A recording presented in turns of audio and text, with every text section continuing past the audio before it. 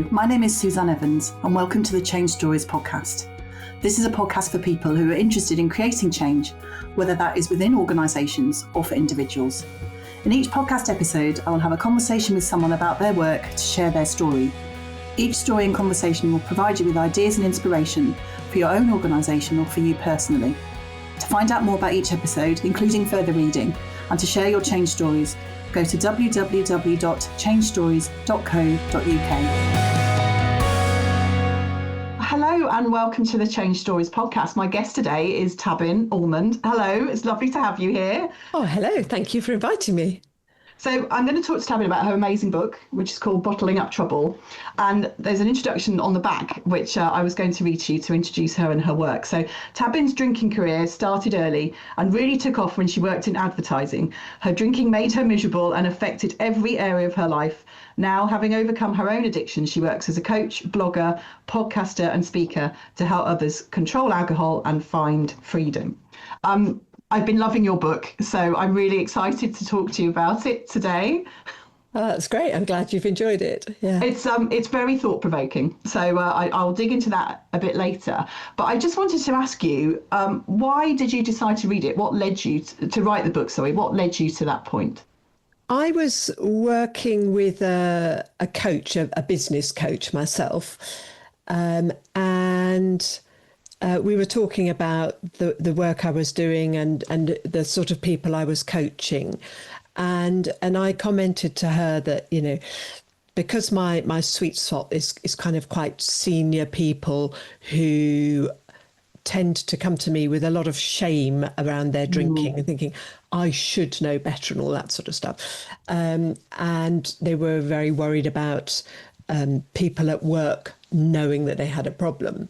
And we were talking about how the workplace can contribute to people, developing a problem, but also finding it really hard to break out of it because there is an expectation in many business areas that you will entertain people. And alcohol plays a part in that. And people, especially if they have got any degree of what I would call alcohol use disorder, alcohol dependence, call it what you like. You know, it's very difficult once you're in that to be around alcohol and not drink unless you're getting help. And I remember my coach saying to me, sounds like there's a book in that, Tabbin. Yeah. And I remember saying, yeah, I'm amazed nobody's written one. And she went, yes, and my response was, oh, I couldn't possibly write a book. And she said, why not? And I said, well, I've never written a book before. And she said, well, I think you'll find that's true for most first-time authors, if not all. So I thought about it and I thought, yeah. And then my next objection was, oh, I don't know how to go about it. And she said, well, luckily I do, because she'd already published a book. And so the rest is history. Yeah. Wow. You know, once I talked to Alison at Practical Inspiration, she said, yeah, I love this idea. I think it's you know, it hasn't been done before, and this is a story that needs to be told, really. Yeah. So I think she's right. It's such an important piece of work, I think, and something that isn't often talked about in the corporate context. So we've had this conversation before, but my background is in HR before I went into consultancy. And I don't remember ever having any conversations about this at a corporate level. We might have a policy on drug and alcohol use, but it was very much focused on in the workplace. So, you know, there's someone coming into work drunk or under the influence of drugs or alcohol, rather than the corporate culture, which is difficult for people who perhaps have problems with alcohol or drugs, particularly alcohol, but also it's just so normalized. And what I found when I read it was this like, oh my goodness, yes, all of these things have happened to me. I've been given alcohol as a present. I've been to Christmas parties where there was free booze. I've been, you know, congratulated on doing something by being taken out for dinner with champagne and wine. And it's so normal in the workplace, isn't it? Yeah, it is completely normal. And it's one of the things I loved about advertising when I first went into it was that it was so boozy.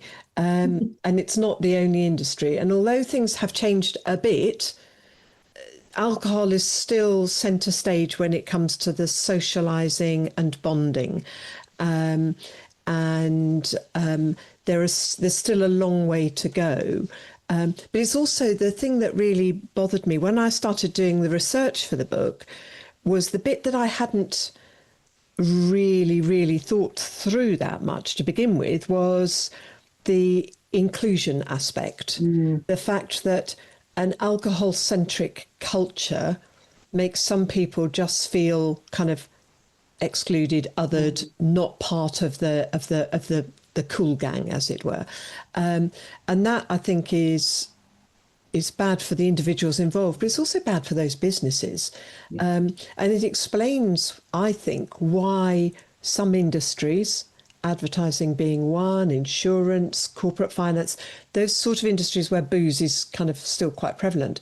It explains why they have difficulty recruiting and retaining some ethnic minority groups, because it's like, yeah, I don't want to be doing that. And I did interview one fabulous young woman who was a lawyer, really bright girl, a Muslim and very devout and practicing. And she was in one of the very big law firms doing her articles.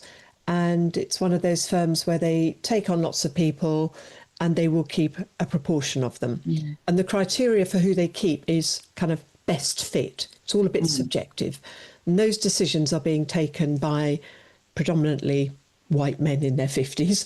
And there she was, a Muslim girl in her 20s, who did not go to the pub on a Thursday night when the guy who was in charge of all the trainees said, who's coming to the pub, I'm buying. And she said, I know that I won't be retained. She said, it's, the writing's on the wall. I'm not going to compromise who I am and what I believe in, but, it's wrong. And I totally agree with her. And that firm is losing, I mean, I'm not a lawyer, I don't know, but she's clearly a very bright girl. She got a very good degree from a very top university, and she's being effectively discriminated against because she doesn't go to the pub.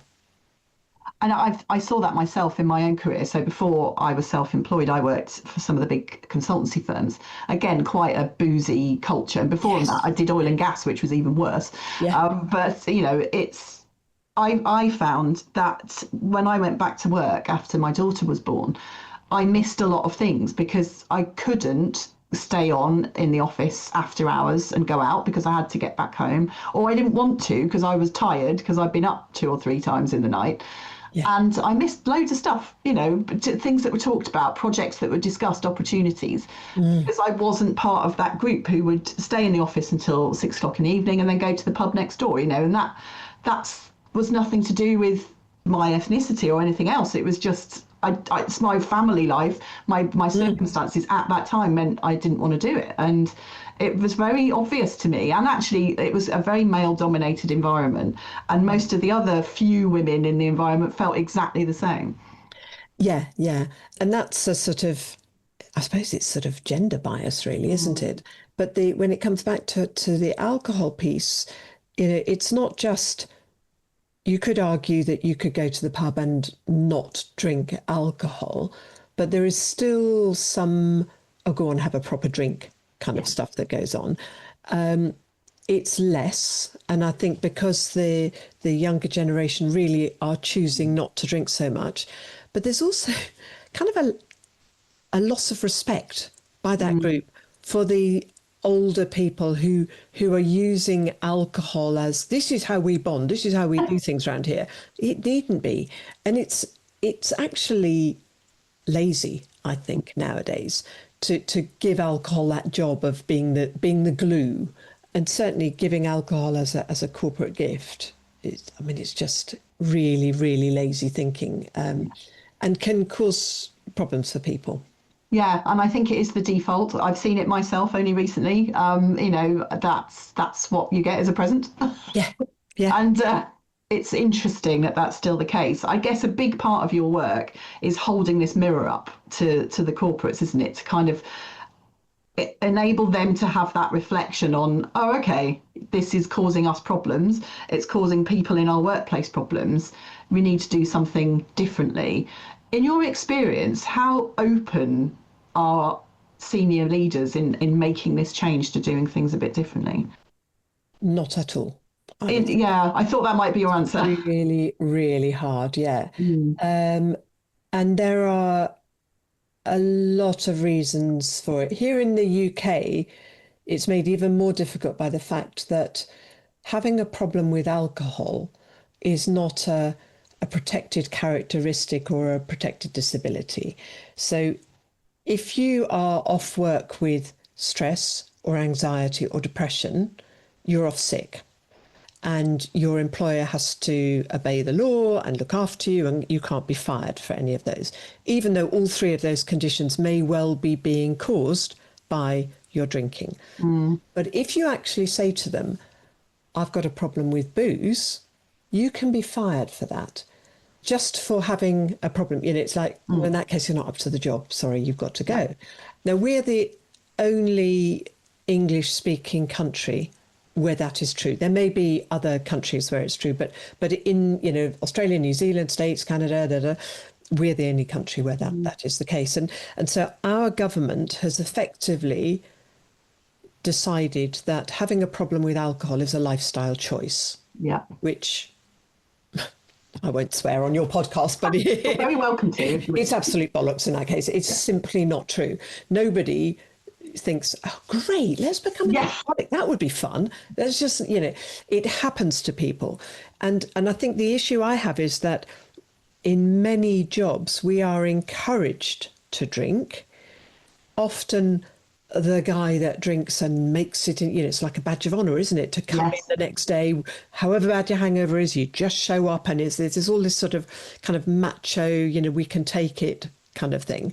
But a proportion of those people, because it's an addictive substance, will go on and develop an addiction. And at that point, they're completely shunned. So there's a lot of stigma and shame attached to it. There's this idea that, just pull yourself together. Labelling on bottles that says drink responsibly is pretty unhelpful. People turn around to me as a coach and say, yeah, so you think I would if I could? It's just like, but I think that, so there's the shame and stigma thing. There's the fact that under the law, people don't need to help. Employers don't need to help anybody who's in a mess with alcohol. But there's also the fact that there is a lot of fear of being seen as a hypocrite. Mm-hmm. And that's a really big deal, I think, that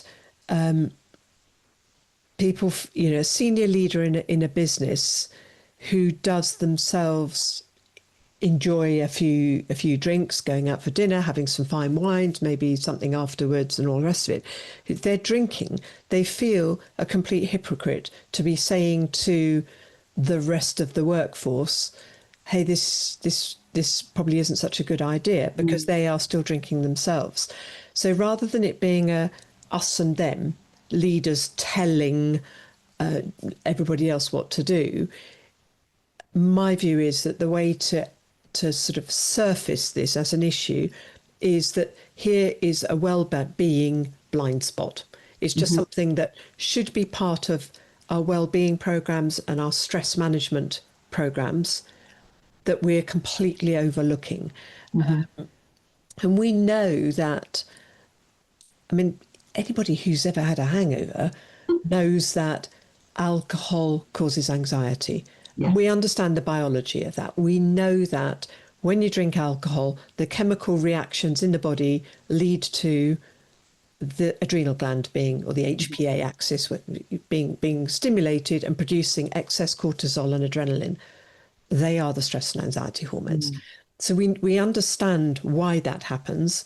The more you drink, the bigger that effect. And the more of it's being produced, the more regularly you drink, the less able you are to get out of that highly adrenalized state. And so we know what's happening there. And educating people in a sort of preventative piece to say, alcohol causes various things in the body. Liver disease, people know about. Cardiovascular disease, they don't know so much about. Brain disease, they don't know so much about. Mental health implications, they really don't understand very well. The fact that alcohol causes cancer, 6, 7 known cancers, very few people know about. Even if they ask their doctor, they're probably not going to get told that. So there's just a need to educate people so that hopefully we reduce the numbers getting into a difficulty in the first place. But what that does as well is it brings alcohol into the conversation. And what I do with clients is say, let's just start gently. I'm not asking anybody on the board to stand up and kind of, inverted commas, come out as having had a problem, although it would be really useful for people to know that careers can progress even if you have had a problem with alcohol. But let's just start by doing some well-being and awareness training, and maybe encouraging people to do a dry month, of the company's choosing, and the company can sponsor it, because most companies have a charity that they support. Let's say that anybody who completes that 30, 31 days, whatever, the company you can get sponsored, but we'll match your sponsorship or whatever. So it becomes a more talked about thing. And by having some coaching online through that process, people then have somebody who they think, oh yeah, I could talk to that coach if I needed some help. And then the company can say, if anybody is struggling, has really found this exercise hard, or would just like some help, we will facilitate it. Because at the moment, people don't really know where to go. No. And I found that part of your book really interesting about your own experiences of getting support. And it links back, doesn't it, to what you were saying about shame and stigma. Is there we have a view in our minds of what somebody who has a problem with alcohol is like. Absolutely. But actually, most people who have a problem with alcohol are not like that. And so people either think, oh, well, I don't have that much of a problem because I'm not drinking a bottle of wine with my breakfast, or the support that's on offer isn't right for me. And that was your experience, because I don't see myself in that space. And I found that so fascinating that I think, obviously everyone knows about organisations like Alcoholics Anonymous, and they do amazing work. But I guess for a lot of people, you included, you didn't see yourself in that organisation and the people who were there. Yeah. I mean, AA, I don't knock them, but it was absolutely not right for me. I tried 3 different groups because I thought I must be just in the wrong rooms, as they refer to them. But I always was made to feel that I hadn't got enough of a problem. And this may be me, but it was I sort of like, I felt that the vibe was, yeah, you're a bit too middle class, you're a bit posh to be here, because I was properly dressed, wasn't covered in tattoos, and didn't have a criminal record, and had a proper job,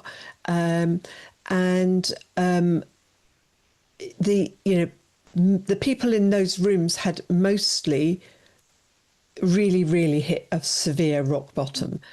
I was just aware enough to think, I know where this is headed, and I don't want to go there. I want to regain control now. I don't want to let it carry on, because it's progressive, and so it just, and also I had a problem with saying I was an alcoholic.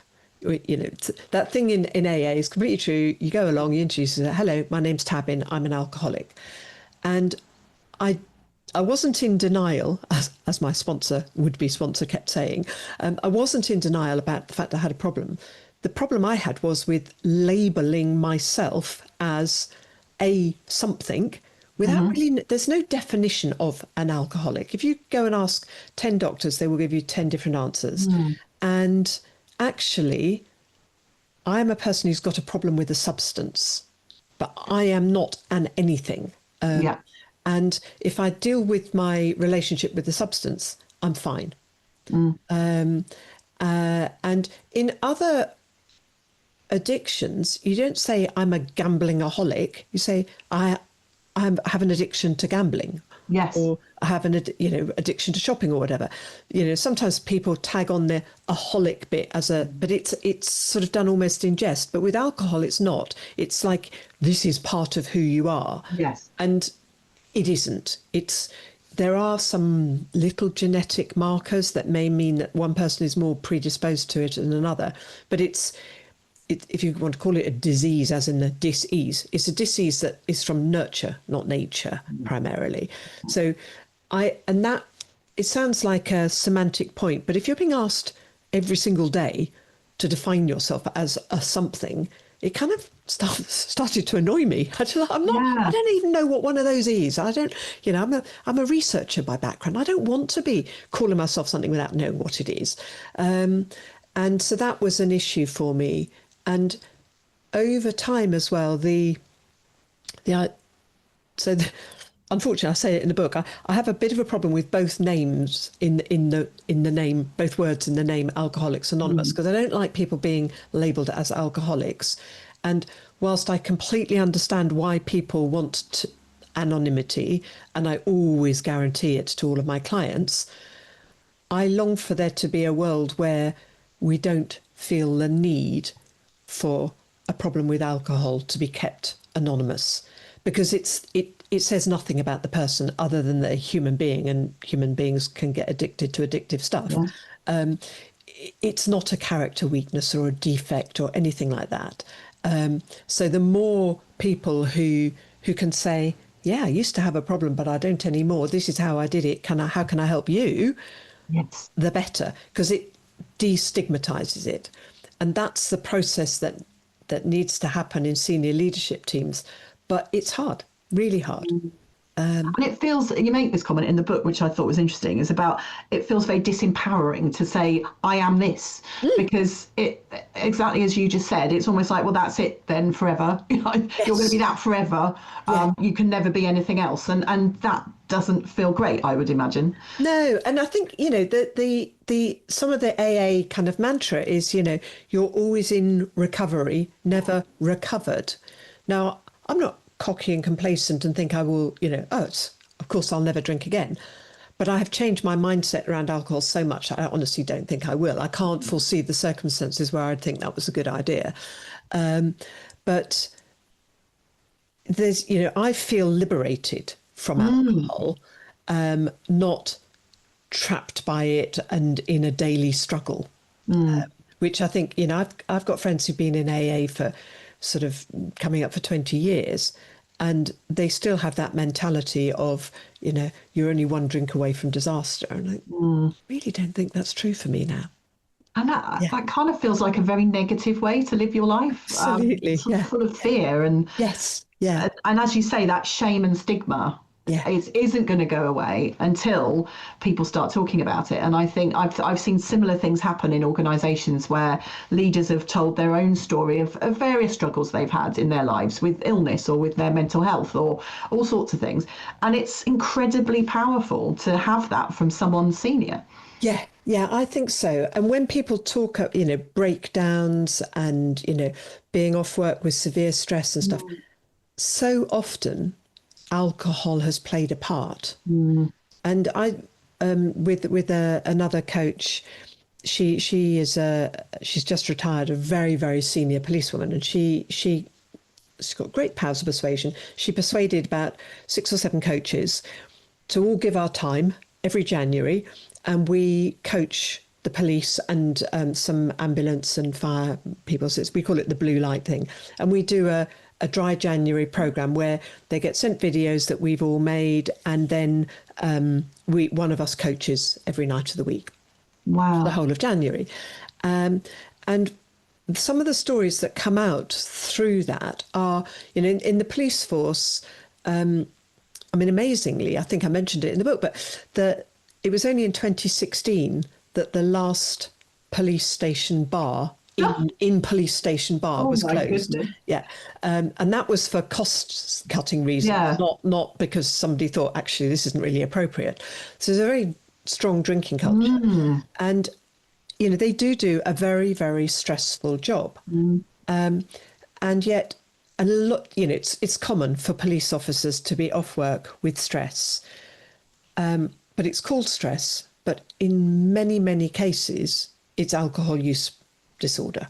But because that's not identified, they're being given half a dozen counselling sessions with, some CBT that never talks about alcohol because it's not been identified as a problem, and it can't be identified as a problem because if it were, people are fearful that it could jeopardise their career.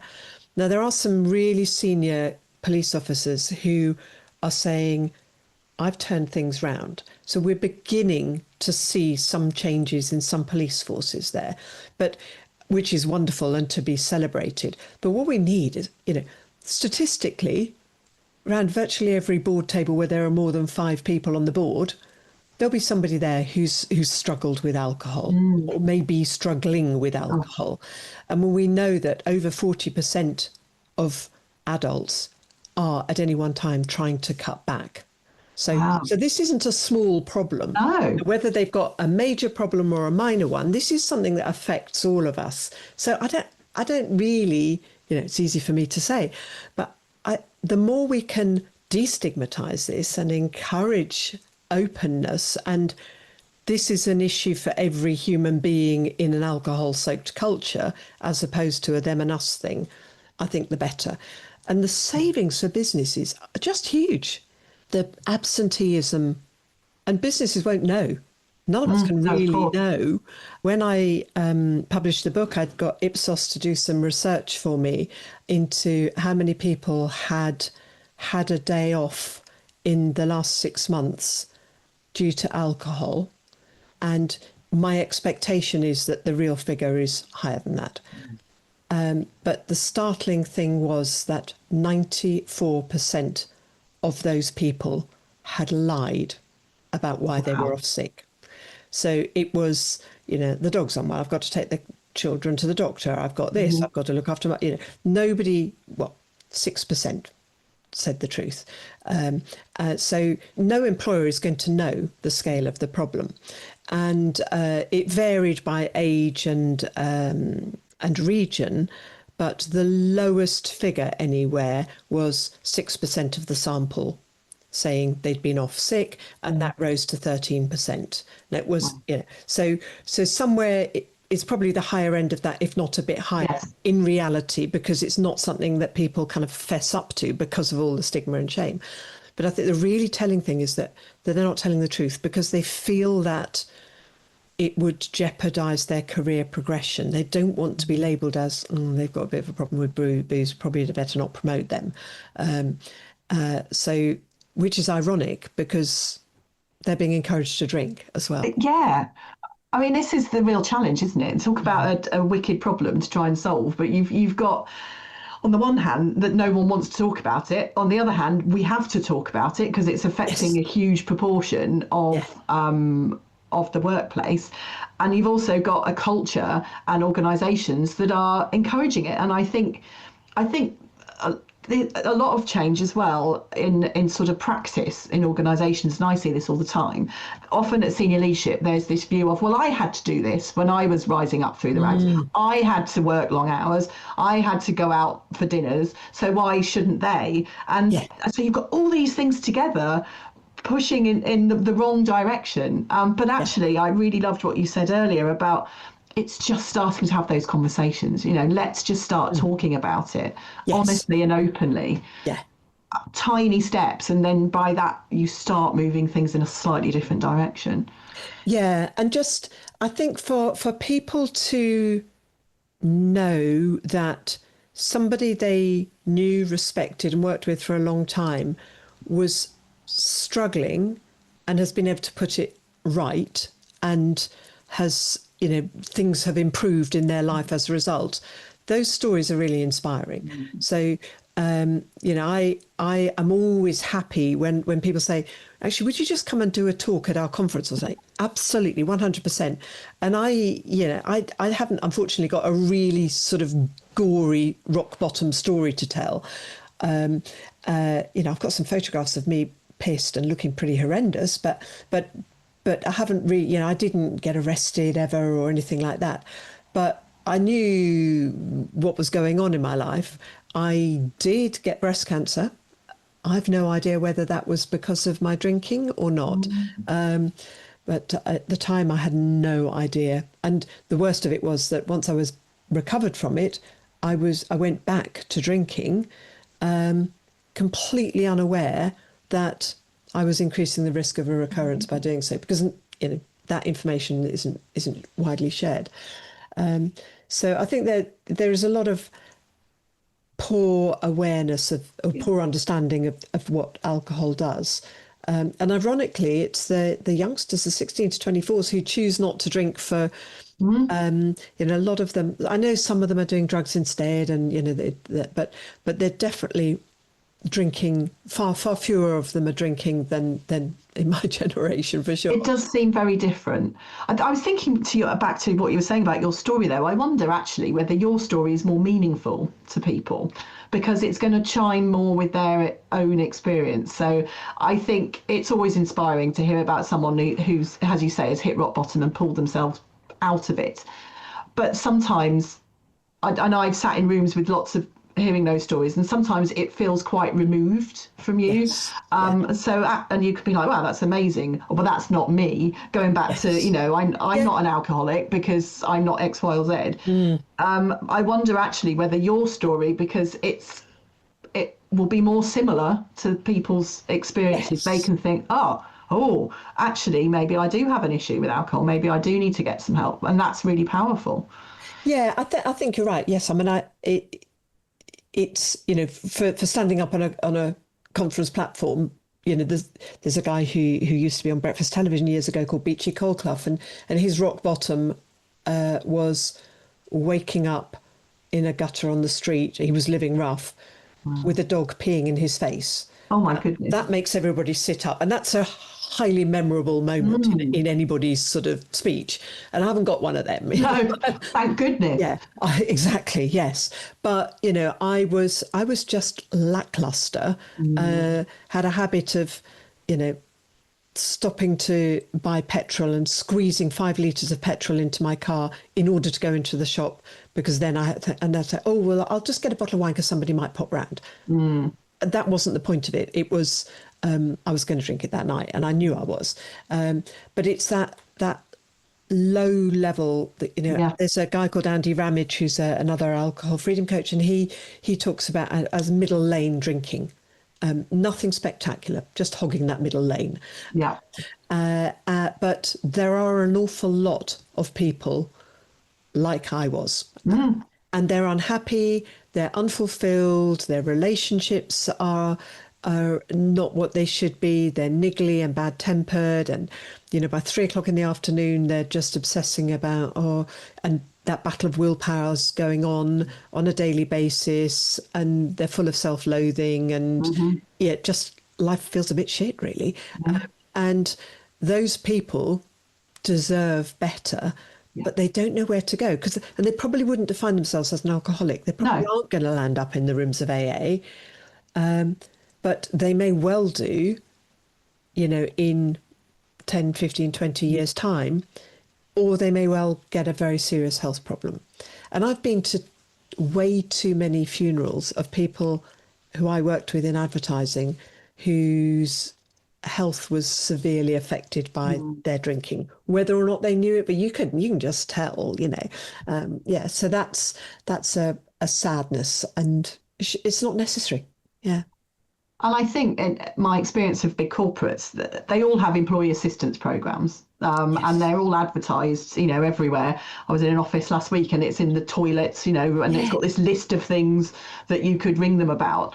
But I wonder too whether people in the situation that you were in would see that as their solution. Oh, I'll give the EAP a ring, and then even if they did, whether the EAP would be equipped to help them deal with it. I think that's lacking, I would imagine. It is, yes. I mean, I think there's a couple of things when it comes to EAPs.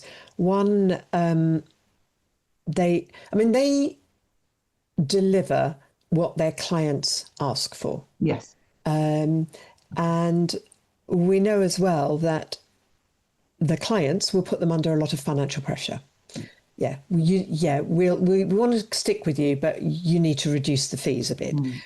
So there is that element that goes on, but there's also they'll have some psychiatrists that are made available if somebody's got a severe problem, but people don't need a psychiatrist to help them with an addiction problem.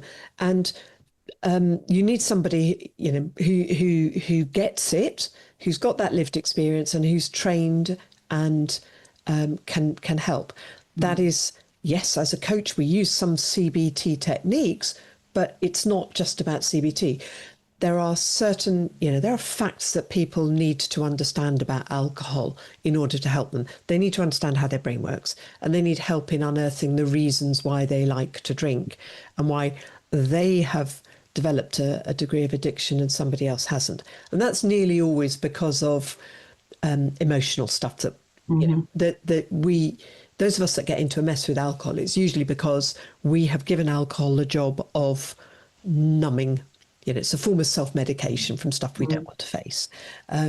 But helping people to unearth that, and earlier rather than later, they can do that, and then they can kind of address the issues, learn to cope with the emotions, and they're good to go. And that a very small investment in helping them is a lot cheaper than letting things get really bad and having to pay to send somebody to the Priory at the best part of £1,000 a day for at least 28 days, probably longer, with a very high chance of what they would call a relapse, because they haven't actually addressed the underlying issues. They've just addressed the behaviour. So I think that there's a lot of work to do with EAPs, but it needs to come from their clients. Their clients saying, we want you to offer this. We want you to deliver it. Now, the EAP is the perfect vehicle for that, because it offers that anonymity. There is still this shame and stigma.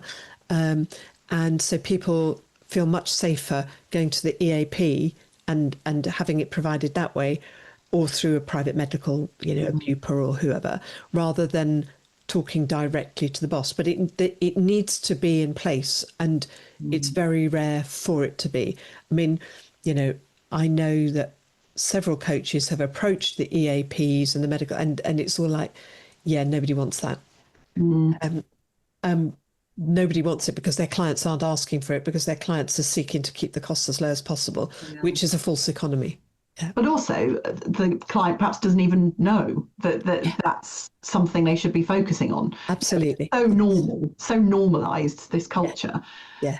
I mean, for you, what are the changes that you would like to see happen in the workplace to deal with these issues? I would love there to be an alcohol use disorder ambassador in every company. So we have a lot of companies now have mental health first aiders. And they are a really good idea. But I think that the issue with asking mental health first aiders to take on that role is that people need some proactive help. If you can't just flick a switch and say, okay, just don't drink. Okay. I won't. And so the only way that people are going to feel psychologically safe asking for help is if there is somebody senior in an organisation who is kind of role modelling having had a problem with alcohol or drugs. But I mean, I don't do drugs. I'm not qualified to help people with drugs, but the same principles apply. Just that person having the confidence to go and talk to somebody and say, yep, we'll get you the help. Or even just know, oh, well, look at them. They had a problem and they're on the board and they're running a department and their career is really successful. So I know that I can overcome this. and carry on. Yeah. So I would love to see ambassadors in companies. And then the education piece. So there is definitely a culture change. Within the book, I have an assessment tool that people can just go on and take this assessment so they can see how well their own organisation is doing in terms of the kind of unthinking promotion of drinking. But it needs to go a step further than that to make sure that people who are in difficulty get the right help. And HR directors should be making sure that is available through their EAP or their private health insurance or whatever they have, because and there is a sound business case for doing that as well. Absolutely. I mean, just the numbers you've talked about today and the number of people that this impacts, 10% of, up to 10% of people have taken a day off sick because of alcohol. That's a lot. That's a huge number of people. 40% of people are trying to cut down. There's a lot of people who need support. Yes, yeah. And then that doesn't even touch on the presenteeism where people are rocking up for work, but they're kind of very sort of not productive. Yes, yeah. I think we used to have an expression at work, not in showroom condition, which was a euphemism for being really badly hungover. Gosh. And that has a ripple effect. It's not just the person themselves not being productive, but the whole team around them has to pick up the pieces and often correct the mistakes that they made because they were too hungover, and it causes problems and tensions as well. So presenteeism is as much of a problem as absenteeism. Yes. Yeah. Yes. Yeah. I remember that from my own early career, that you would be expected to be out until late with clients, and then you would be expected to be back in the next morning. Yeah. Yes. As bright as a daisy and able to do a full day's work, and you can't work like that, but that's the expectation. Absolutely. Yes. Horrible. Yeah. So excitingly, your book is a finalist in the Business Book Awards this year. It is, which is so exciting. In a few weeks' time, in mid-September. Very exciting. Yeah, and I will see you at the awards too, because you've been shortlisted as well. Which in my sequence. Yeah. How did it feel when you realised the book was a finalist? Oh, I was so excited because up until that point, people have thought, oh, that's interesting, but it can come across as a bit of a sort of vanity project, sort of like, oh, well, she's written this book, but the being shortlisted, and I'm sure you've experienced the same thing, it's being taken seriously. This is an important subject that has been written about well by somebody who knows what they're talking about. Yeah. So it confers a lot of status, and just being able to say that, people say, oh, okay, yes, do come and talk to us. And it makes a difference. It really does make a difference. So, yeah. And to win would obviously be huge. Well, I know. We're all in that space, aren't we? Like, I'm just happy to be there, but actually, I really want to win. Yes. Yeah. I don't know how you found it, but I hadn't really thought of myself as an author until I was in a room and they sort of went, welcome authors. And I was like, oh, and that was for me was when I realised that I was. And I did you feel the same? I know it sounds really weird, but it was my first book too, and I didn't really see myself in that space.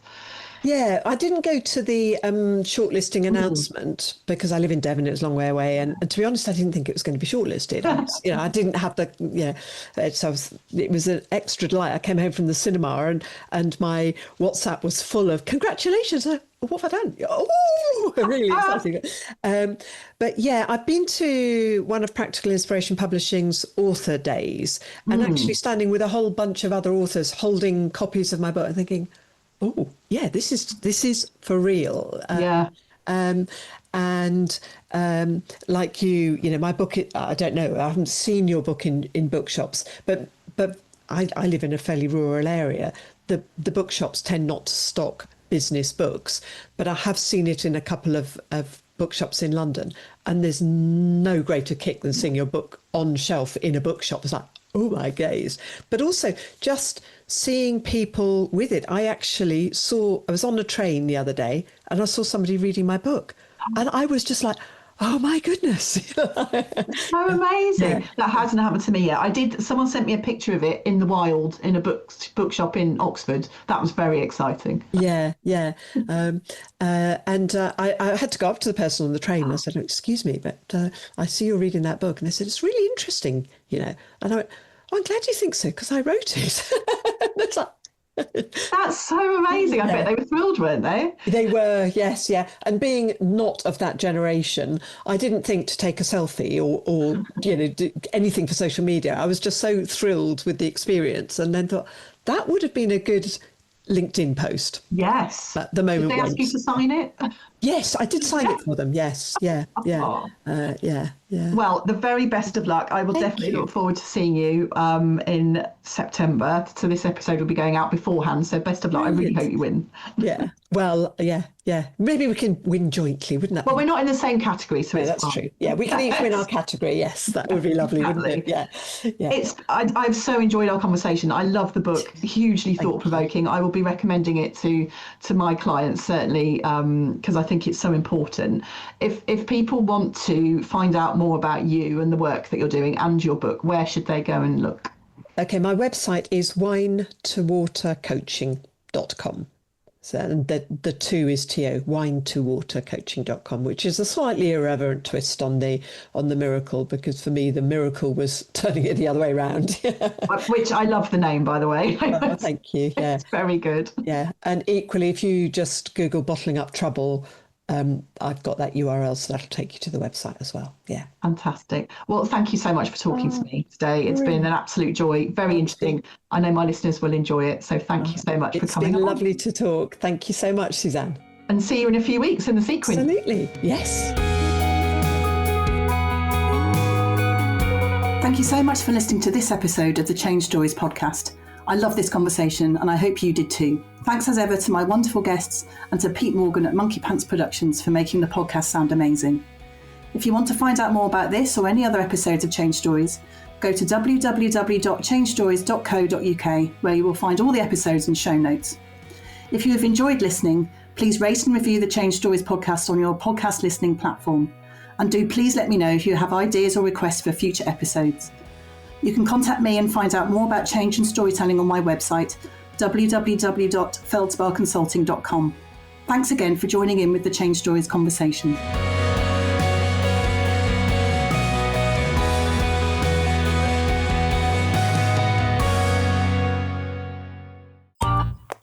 This has been a Monkey Pants Productions podcast.